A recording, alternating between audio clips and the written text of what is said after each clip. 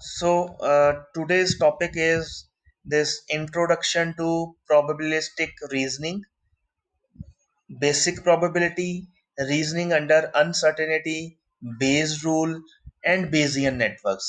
ये चार पांच टॉपिक्स हैं जो इस पर्टिकुलर लेक्चर में हम ये करेंगे और जो ये बेटा टॉपिक्स हैं दे कम अंडर नॉलेज रिप्रेजेंटेशन। ठीक है, नॉलेज रिप्रेजेंटेशन के कुछ इश्यूज होते हैं, उन इश्यूज को हम कैसे डील करेंगे, उन इश्यूज के साथ हम कैसे डील करेंगे। So we have this particular topic that is probabilistic reasoning. अब प्रोबेबिलिस्टिक जो रीजनिंग है ये क्या होती है बेटा? प्रोबेबिलिस्टिक रीजनिंग एक ऐसा नॉलेज रिप्रेजेंटेशन का तरीका है जो प्रोबेबिलिटी के ऊपर बेस्ड है। ठीक है, और प्रोबेबिलिटी हमेशा किस चीज के साथ डील करती है? प्रोबेबिलिटी हमेशा अनसर्टेनिटी, जो एक अनसर्टेनिटी होती है, प्रोबेबिलिटी उसके साथ डील करती है।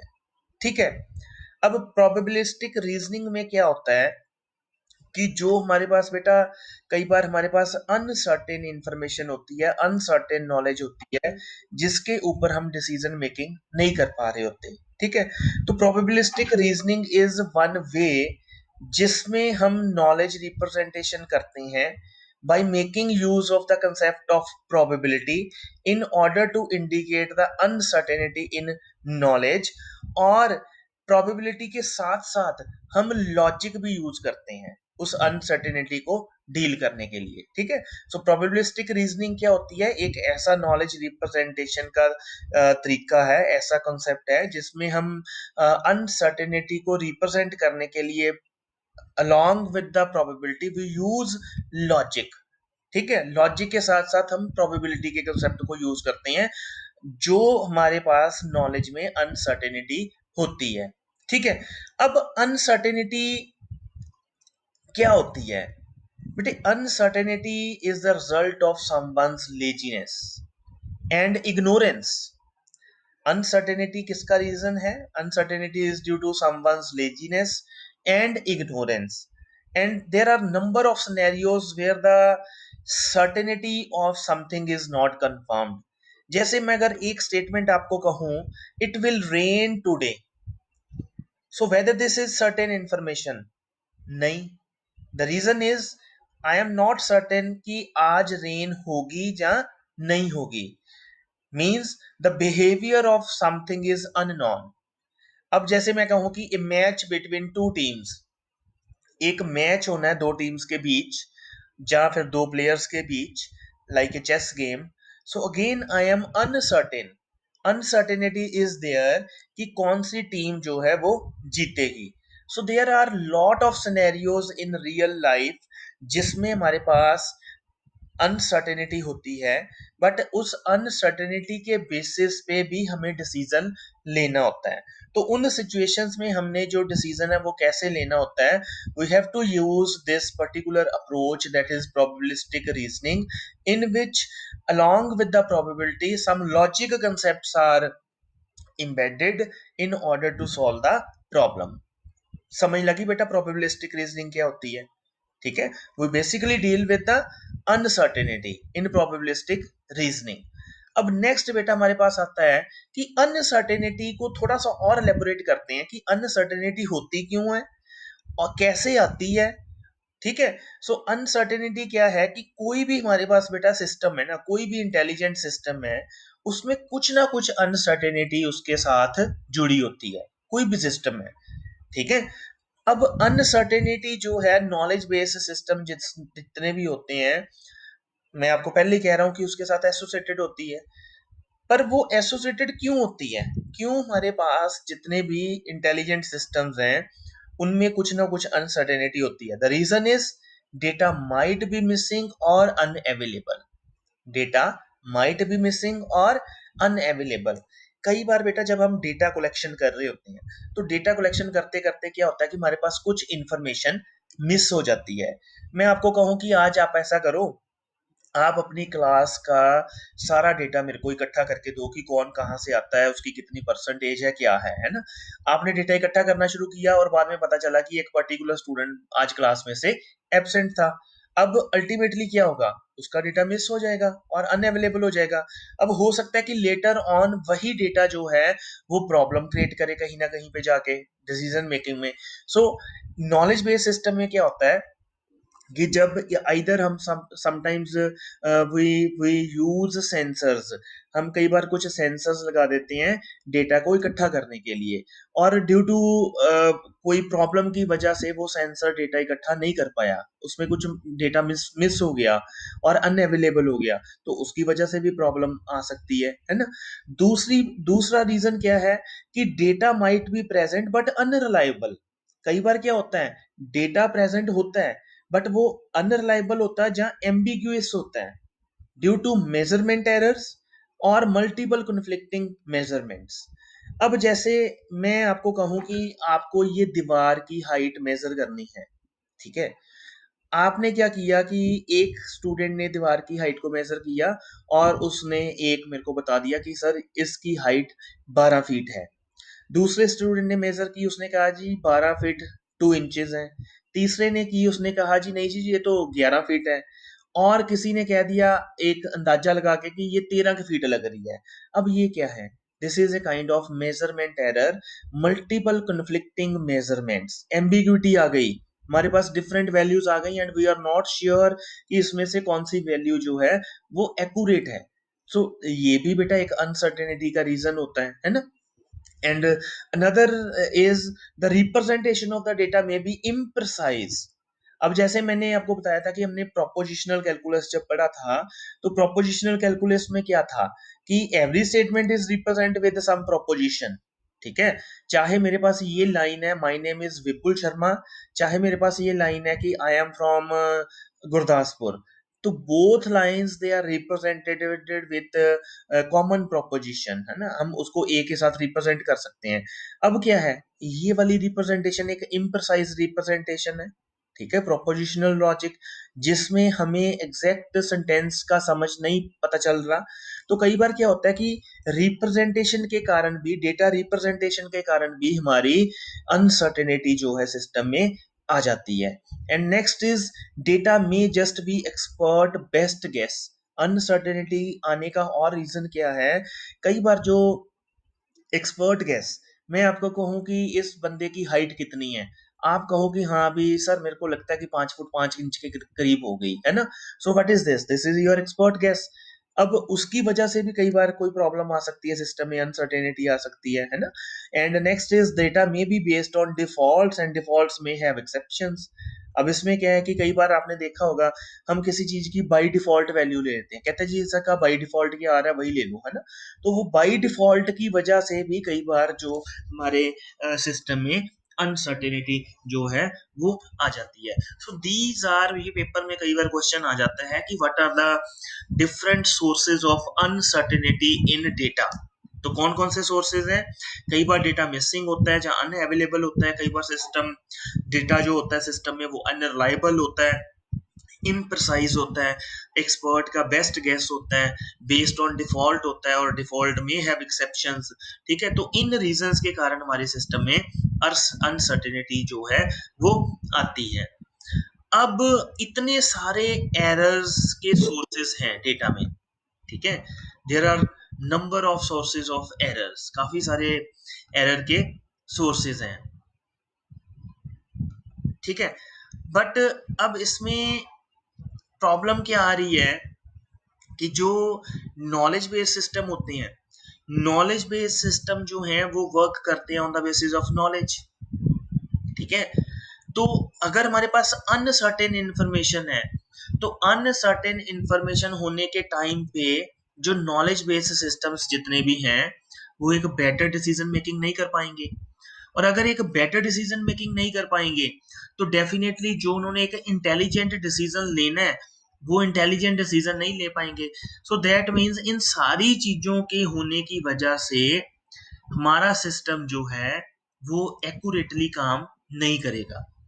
तो इसका मीनिंग क्या है कि अगर हमारे पास अनसर्टेन नॉलेज है तो हमारे सिस्टम में ही इतनी पावर होनी चाहिए, हमारे सिस्टम में ही अनसर्टेनिटीज के साथ डील करने के लिए कुछ मैनेजमेंट टेक्निक्स होनी चाहिए कि जब भी नॉलेज बेस केबीएस सिस्टम में, जो नॉलेज बेस सिस्टम है, अगर उसके नॉलेज बेस पे जो नॉलेज है या फैक्ट्स है उसमें अनसर्टेनिटी है, तो वो उनके साथ डील कर सके। कुछ ऐसी मैकेनिज्म्स होनी चाहिए जो अनसर्टेन इंफॉर्मेशन से डील कर सके। ठीक है।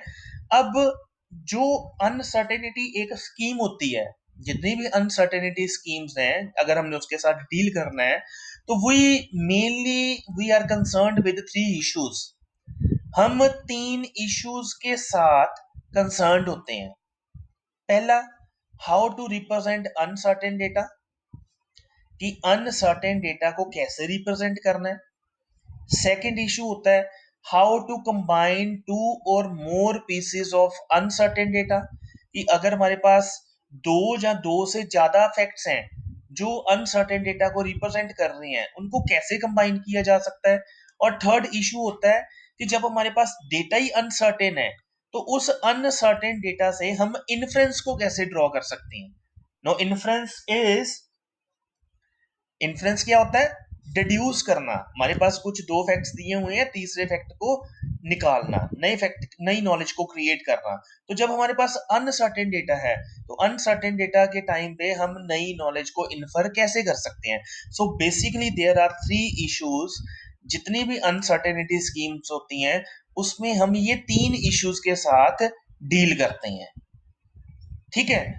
अब क्योंकि हम बात कर रहे हैं बेटा प्रोबेबिलिस्टिक रीजनिंग की, तो अगर प्रोबेबिलिस्टिक रीजनिंग की बात कर रहे हैं तो मैंने आपको पहले ही बोला है कि प्रोबेबिलिस्टिक रीजनिंग जो है that is one of the एक ऐसी ऐसी टेक्निक है जिसमें हम long with the logic probability के कंसेप्ट को यूज करते हैं। क्यों करते हैं? द रीजन इज क्योंकि प्रोबेबिलिटी बेटा एक ऐसा कॉन्सेप्ट है जो सबसे ज्यादा ओल्डेस्ट थ्योरी है विद स्ट्रॉन्ग मैथमेटिकल बेसिस। देखो, हमने ऐसी अनसर्टेनिटी मैनेजमेंट स्कीम यूज करनी है जिसका कुछ बेसिस भी हो, और प्रोबेबिलिटी एक ऐसी टेक्निक है जिसका स्ट्रॉन्ग मैथमेटिकल बेसिस है। इसका रीजन क्या है? Why why we use probability as a measure for uncertainty. Uncertainty के लिए प्रोबेबिलिटी को मेजर क्यों लेते हैं? द रीजन इज क्योंकि प्रोबेबिलिस्टिक रीजनिंग में हम लॉजिक भी यूज करते हैं। तो लॉजिक जो है उसमें कुछ ना कुछ मैथमेटिक्स होगा, तभी लॉजिक लगेगा ना, अगर उस चीज का कोई बेसिस होगा। So this is the reason कि प्रोबेबिलिटी जो है एक तो वो ओल्डेस्ट कंसेप्ट है विद स्ट्रॉन्ग मैथमेटिकल बेसिस, जिसकी वजह से हम ये पर्टिकुलर स्कीम जो है अनसर्टेनिटी को डील करने के लिए यूज करते हैं। इसके अलावा भी और मेथड्स हैं, जैसे ये बेजियन बिलीफ नेटवर्क है, ये भी हम पढ़ेंगे। सर्टेनिटी फैक्टर थ्योरी, ये भी एक मेथड है। ठीक है।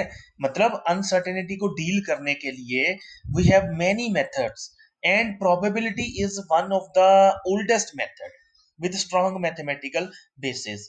इसीलिए हम इस पर्टिकुलर टॉपिक में बेटा इसको ज्यादा यूज करेंगे अनसर्टेनिटी से डील करने के लिए। यहां तक बेटा क्लियर हुआ है जितना हमने किया है। अभी तक हमने क्या पढ़ा है? हमने एक पढ़ा है कि प्रोबेबिलिस्टिक रीजनिंग होती क्या है, क्यों यूज करते हैं। दूसरा हमने पढ़ा कि अनसर्टेनिटी क्या होती है, अनसर्टेनिटी के क्या क्या सोर्सेज हैं, कहाँ कहाँ से अनसर्टेनिटी जो है वो डेटा में आ सकती है। और थर्ड चीज हमने पढ़ी कि कौन से तीन इश्यूज हैं जिसमें हम अनसर्टेनिटी स्कीम्स जब यूज करते हैं तो हम क्या किस चीज के साथ कंसर्न होते हैं, एक हमने वो पढ़ा। अब तक कोई प्रॉब्लम है तो पूछ सकते हो बेटा, एनी प्रॉब्लम? हाँ जी बेटा, कोई प्रॉब्लम? प्रॉब्लम करमजीत सिंह।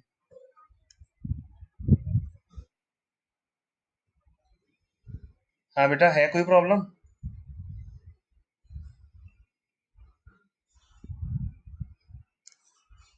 करण शर्मा। करण। हाँ बेटा, समझ लगी है जितना पढ़ा हमने? ठीक है, ठीक है। चलो आगे चलते हैं। अब बेटा हम एक्चुअल में पढ़ेंगे प्रोबेबिलिटी होती क्या है। ठीक है। नो, प्रोबेबिलिटी क्या है? प्रोबेबिलिटी एक ऐसा तरीका है जिसमें हम किसी ओपिनियन या एक्सपेक्टेशन को किसी नंबर में रिप्रेजेंट करते हैं। प्रोबेबिलिटी क्या है? एक ऐसा वे है जिसमें हम किसी ओपिनियन या एक्सपेक्टेशन को किसी नंबर के साथ रिप्रेजेंट करते हैं। ठीक है, और जो ये नंबर होता है ये लाई करता है फ्रॉम 0 to 1। और ये जो नंबर है ये क्या रिफ्लेक्ट करता है? Likelihood of an event. Likelihood of an event.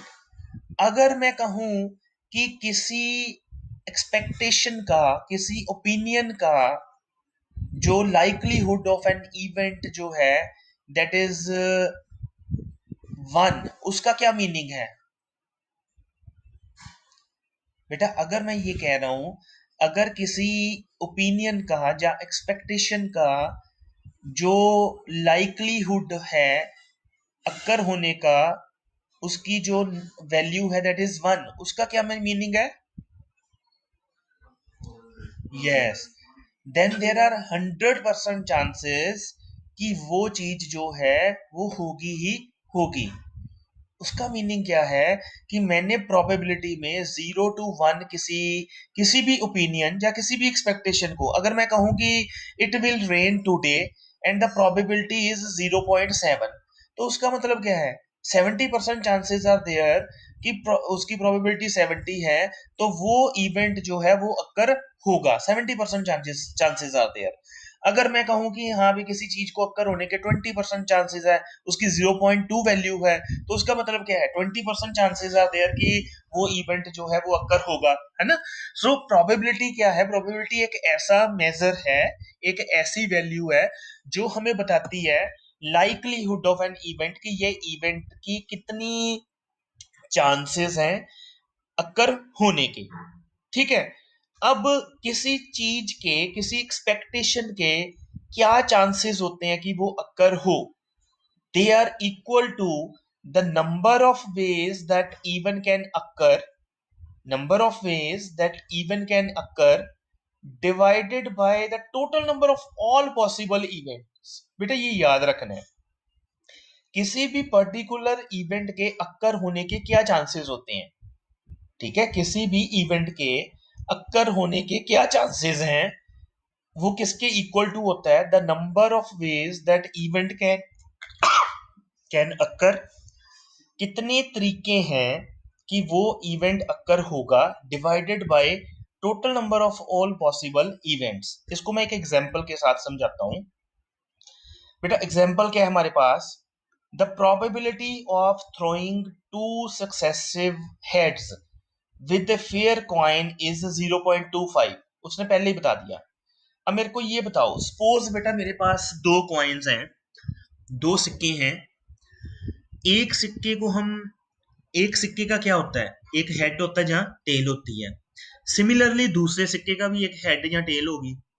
अब ये क्वेश्चन क्या है, वो हमें पूछ रहा है, कहता है क्या प्रोबेबिलिटी है कि अगर हम दोनों सिक्कों को थ्रो करें इन द एयर, तो हमारे पास दोनों सिक्कों के ऊपर क्या आ जाए? हेड आ जाए।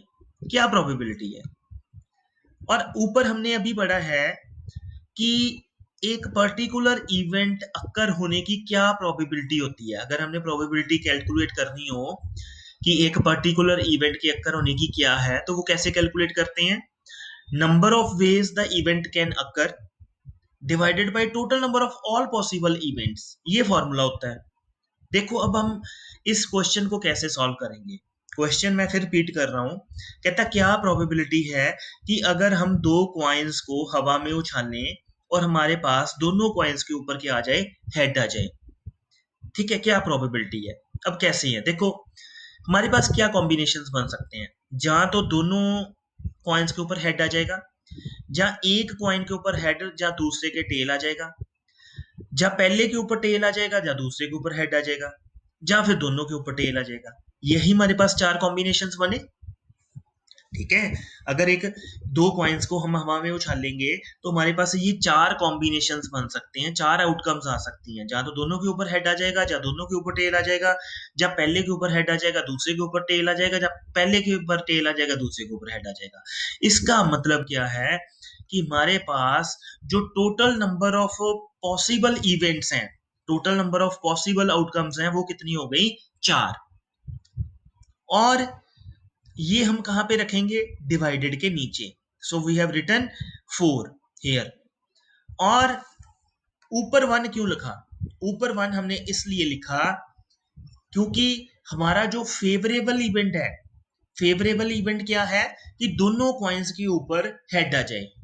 तो वो दोनों हेड आ जाए, वो फेवरेबल इवेंट कितना है इन चारों में से एक। तो हमारी प्रोबेबिलिटी क्या होगी, 1 divided by 4 equal to 0.25। So this is the probability. अब हमने क्या था, एक अनसर्टेन इंफॉर्मेशन जो थी, अनसर्टेन इंफॉर्मेशन क्या थी कि क्या चांसेस हैं कि अगर हम दो कॉइन्स को टॉस करें तो दोनों के ऊपर हेड आ जाए।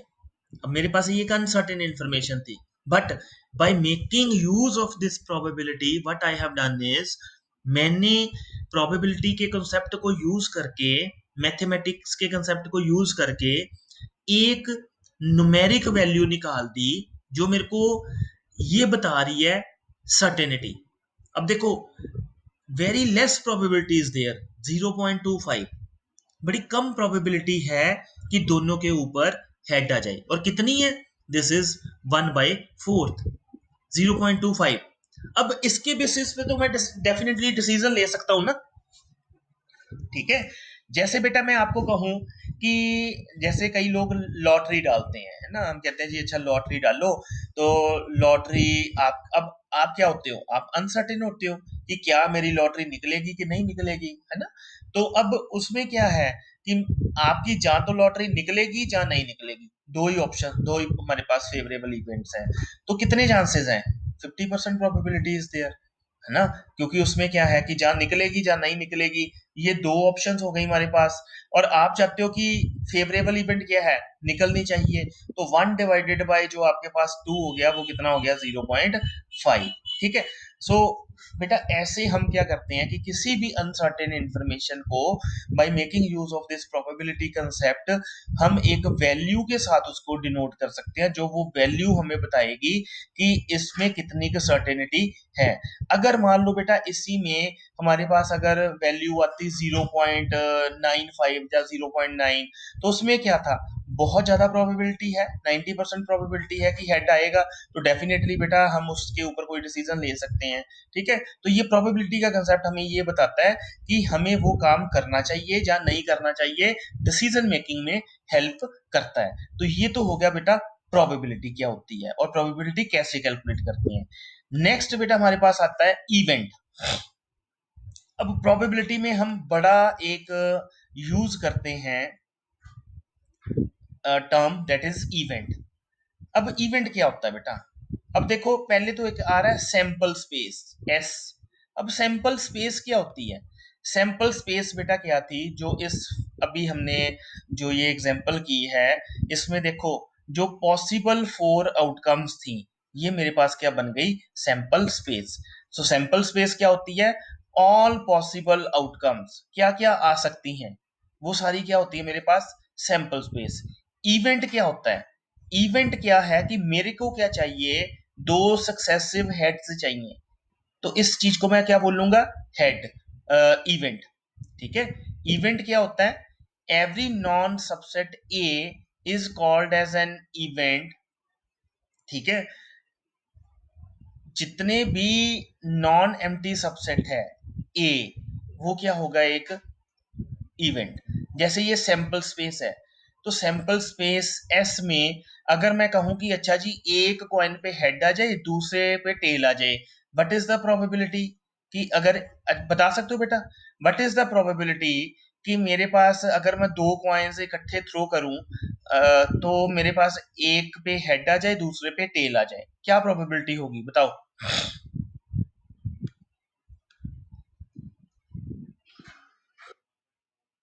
1/4 क्यों, क्योंकि इसमें भी जो फेवरेबल इवेंट है वो क्या है, एक ही है। कि मैं क्या कह रहा हूं कि मेरे पास एक पे हेड आ जाए दूसरे पे टेल आ जाए, तो favourable event is 1 and total events are 4, तो 1 डिवाइडेड बाय 4 इक्वल टू 0.25। तो अगर मैं कहूं कि दोनों पे टेल आ जाए, अगेन 0.25 है ना।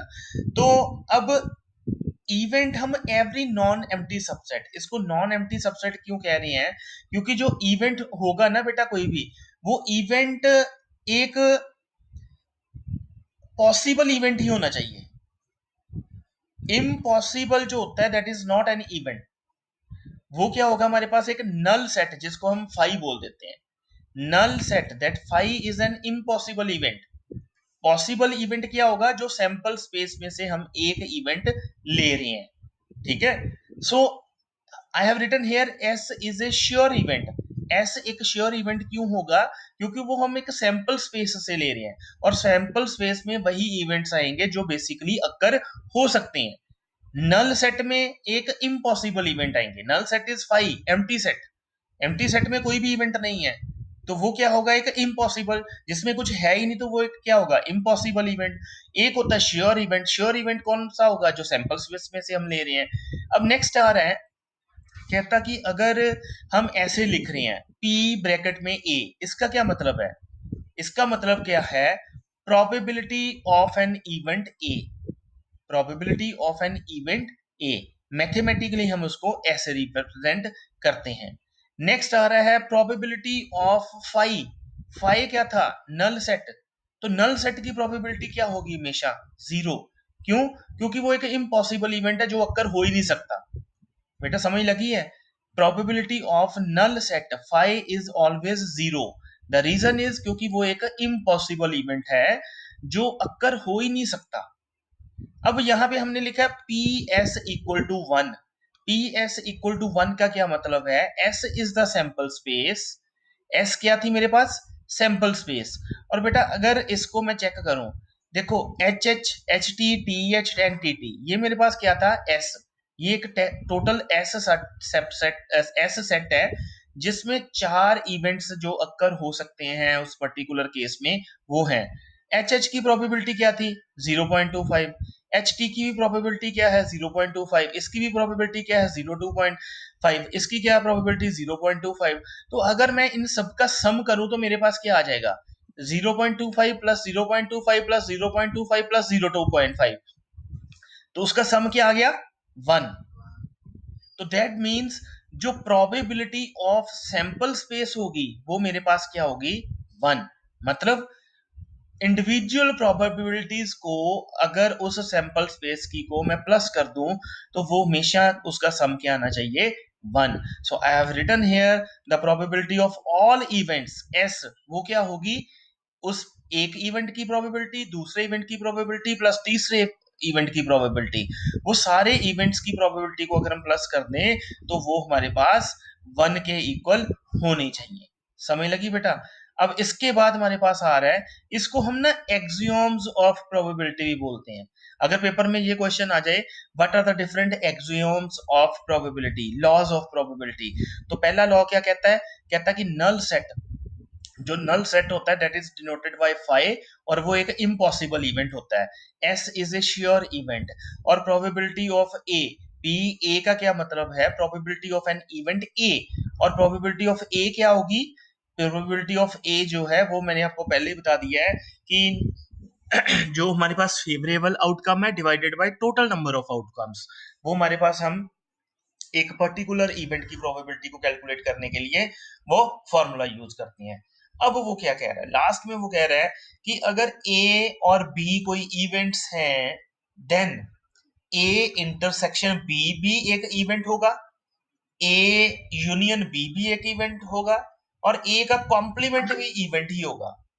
Similarly A minus B is also an event, ठीक है। Event A and B are mutually exclusive if A intersection, तो ये कुछ लॉज हैं, ये अभी हम करेंगे आगे, इनको प्रूव करेंगे कि ये कैसे होते हैं।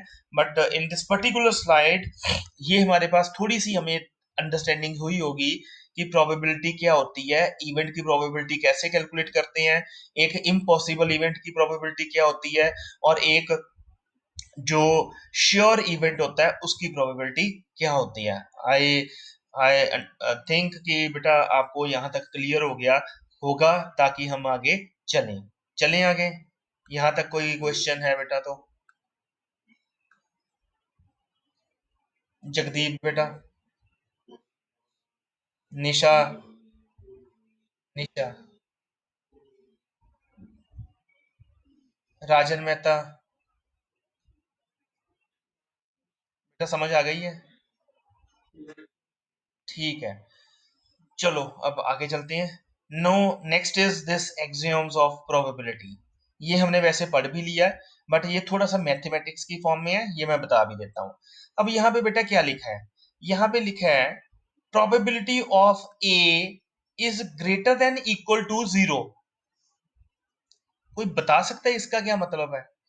अगर हमारे पास एस एक सैंपल स्पेस है और A and B are the events, A या बी क्या है, कुछ इवेंट्स हैं, और हम कह रहे हैं कि probability of A is greater than equal to zero, इसका क्या मतलब है? कोई बता सकता है? कोई मेरे को एलेबोरेट कर सकता है इसको कोई बेटा?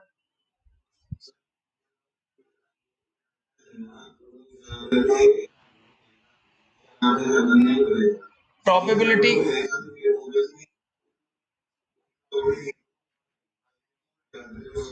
जैसे बेटा हमारे पास ए एक इवेंट है, अब हमें ये तो पता चल गया कि ए जो इवेंट है वो कहाँ से लिया गया, एक सैंपल स्पेस से। अगर सैंपल स्पेस से लिया गया है ना, तो उसकी प्रोबेबिलिटी तो अक्कर होने की क्या होगी? जहां तो जीरो होगी, जहां जीरो से ज्यादा होगी। ठीक है ना? मतलब अगर ए सैंपल स्पेस से हमें लिया है, तो उसकी प्रोबेबिलिटी अक्कर होने की जहां तो जीरो होगी, जहां जीरो से ज्यादा होगी, क्योंकि वो अक्कर होगा ही।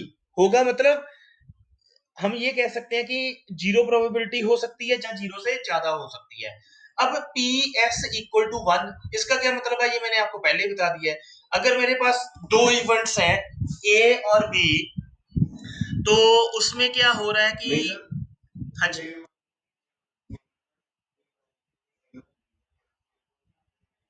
नहीं बेटा फिर तो अक्कर नहीं होगा, वो तो मैंने पहले ही बता दिया ना आपको कि अगर प्रोबेबिलिटी जीरो है तो वो तो अक्कर होगा ही नहीं। वो तो अक्कर होगा ही नहीं ना, वो तो हो गया, वो चीज क्लियर हो गई। बट मैं इस टाइम पे ये कह रहा हूँ, जो ए एंड बी है ना, वो एक एस से लिए गए, एक एस सेट से सैंपल स्पेस से लिए गए, है ना, वो उसका पार्ट है। अब अगर मैं बताता हूँ, जैसे ए और बी मेरे पास दो इवेंट है, अगर मैं कहूं कि एक की प्रोबेबिलिटी जीरो है, तो जीरो का क्या मतलब हो गया? जीरो का इम्पॉसिबल इवेंट हो गया वो तो। वो यही हुआ ना, इम्पॉसिबल इवेंट हो गया ना।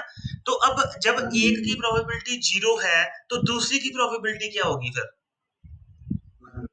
100%। तो वो P S equal to one यही कह रहा है मेरे को। P S equal to one का क्या है कि अगर मान लो मेरे पास तीन इवेंट्स हैं, तो सैंपल स्पेस में मेरे पास तीन इवेंट्स आ गए, उन सभी का सम क्या होना चाहिए मेरे पास? इक्वल टू वन के, क्योंकि 100% से ऊपर, मान लो एक की प्रोबेबिलिटी है 30%। मैं सिंपल सी एग्जांपल आपको देता हूँ।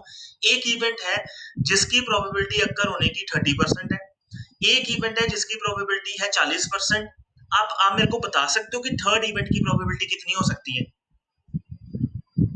पहले की प्रोबेबिलिटी है 30% अक्कर होने की, दूसरे की प्रोबेबिलिटी है 40% अक्कर होने की। आप बता सकते हो कि तीसरे इवेंट की प्रोबेबिलिटी क्या होगी अगर मैं आपको कहूं तो? 30%। The reason is the sum of all the probabilities is one. दो प्रोबेबिलिटी का मेरे को पता है, तो तीसरी मैं निकाल सकता हूँ। मैं वन में से 0.7 माइनस कर दूं तो कितना आया? 0.3। तो 0.3 जो होगा वो क्या होगी? थर्ड इवेंट की प्रोबेबिलिटी। ठीक है? तो अब एक यहाँ पे बड़ा इंपॉर्टेंट आ रहा है, पी ए यूनियन बी, ये किसके इक्वल होता है? P A plus P B minus P A intersection B. ये कुछ फॉर्मूलाज हैं जो अभी आपने याद रखनी है, ये हमने आगे जाके यूज करनी है। ठीक है? ये भी आपने याद रखनी है, अभी आगे जाके हम इनको यूज करेंगे, एक्सचेंज ऑफ प्रोबेबिलिटी। अब नेक्स्ट जो बेटा इंपॉर्टेंट टॉपिक है, this is the joint probability. Joint probability क्या होती है? Joint probability is the occurrence of two independent events। दो इंडिपेंडेंट इवेंट्स हैं, उनकी जॉइंट प्रोबेबिलिटी। एक देखो, मैं कहूं कि अच्छा जी क्या प्रोबेबिलिटी है, वो अभी हम आगे नीचे करेंगे क्वेश्चन। टू कॉइन्स हम टॉस करें सेपरेटली, इंडिपेंडेंटली, क्या प्रोबेबिलिटी है कि हमारे पास दोनों कॉइन्स पे हेड आ जाए, ठीक है। क्वेश्चन इज कि हमारे पास क्या प्रोबेबिलिटी है, जॉइंट प्रोबेबिलिटी क्या होगी कि दोनों कॉइन्स के ऊपर हेड आ जाए, बट दोनों कॉइन्स हम सेपरेटली सेपरेटली हम टॉस कर रहे हैं, इकट्ठे नहीं कर रहे। जब हमारे पास ऐसा कोई प्रोबेबिलिटी का कंसेप्ट आता है तो उसको हम क्या कहते हैं, joint probability, that is occurrence of two independent events. एक मैंने किया, एक किसी और ने कर दिया, इंडिपेंडेंट इवेंट्स हो गए, बट हम प्रोबेबिलिटी क्या फाइंड करना चाहते हैं, प्रोबेबिलिटी ये फाइंड करना चाहते हैं कि अगर हम दोनों को टॉस करें तो हमारे पास क्या प्रोबेबिलिटी है कि दोनों के ऊपर हमारे पास हेड आ जाए। ये कैसे कैलकुलेट करते हैं बेटा, ये कैसे कैलकुलेट करेंगे, हमने कैलकुलेट क्या करना है, P probability of A and B, तो ये किसके इक्वल टू होगी हमारे पास, A intersection B equal to P A into P B. मतलब हम प्रोबेबिलिटी ऑफ ए को अगर पी बी के साथ मल्टीप्लाई करते हैं, बी की प्रोबेबिलिटी के साथ मल्टीप्लाई करते हैं, तो वो हमारे पास क्या बन जाती है, joint probability, joint probability of the occurrence of two independent events. अब जैसे मैं आपको एग्जांपल दे देता हूं, क्या प्रोबेबिलिटी है कि अगर हम एक कॉइन को, एक इंडिपेंडेंट कॉइन को टॉस करें तो क्या प्रोबेबिलिटी है कि हमारे पास हेड आ जाए, क्या प्रोबेबिलिटी है बेटा, बता सकते हो? 0.5, क्योंकि देखो टोटल प्रोबेबिलिटी क्या, दो ही फेवरेबल, दो ही आउटकम्स हैं, जहां तो टेल आएगी जहां क्या आएगा, हेड आएगा। तो डिवाइडेड बाय 2, ऊपर कितना फेवरेबल है, 1 1, क्यों, क्योंकि हमें हेड चाहिए। 1 डिवाइडेड बाय 2 क्या आ गया, 1 डिवाइडेड बाय 2 हमारे पास आ गया 0.5। तो probability of getting head on first coin is 0.5, probability of getting head on second one is again 0.5।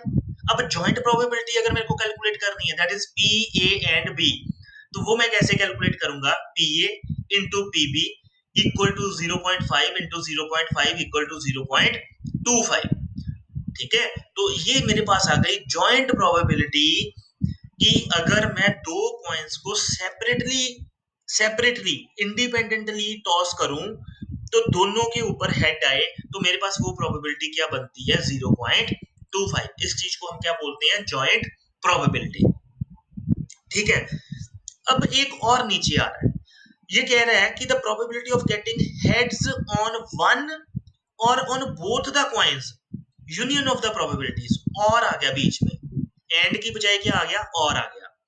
तो this is denoted by P A और बी, ये किसके इक्वल टू होता है, probability of A plus probability of B minus probability of A into probability of B, ठीक है। तो इसको कैसे कैलकुलेट करेंगे, प्रोबेबिलिटी ऑफ ए हमें हमें पता है 0.5, प्रोबेबिलिटी ऑफ बी भी हमें पता है 0.5, minus probability of A and probability of B हमने अभी कैलकुलेट किया, दैट इज 0.25।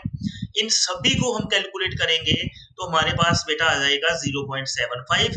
तो ये प्रोबेबिलिटी है of getting head on one और on both of the coin, कि एक भी कॉइन के ऊपर हेड आ जाए या दोनों के ऊपर कॉइन्स आ जाए, हेड आ जाए, तो उसकी प्रोबेबिलिटी जो है वो हम कैसे कैलकुलेट करते हैं, पी ए और बी। ये था पी ए एंड बी, इसका फॉर्मूला है P A into P B, इसका फॉर्मूला है P A plus P B minus P A into P B. So this is the joint probability of getting head on one और on both of the coins, जिसको हम union of the probabilities भी बोलते हैं। यहां तक बेटा कोई प्रॉब्लम है तो पूछो, एनी प्रॉब्लम,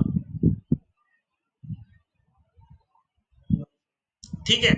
तो आज बेटा हमने इतना ही करना है। So in next lecture we will start with this the next type of probability, ठीक है, जो हमारी है after joint probability we have conditional probability, we have Bayes theorem and Bayesian belief network. ये तीन टॉपिक्स हैं जो हम नेक्स्ट लेक्चर में करेंगे बेटा।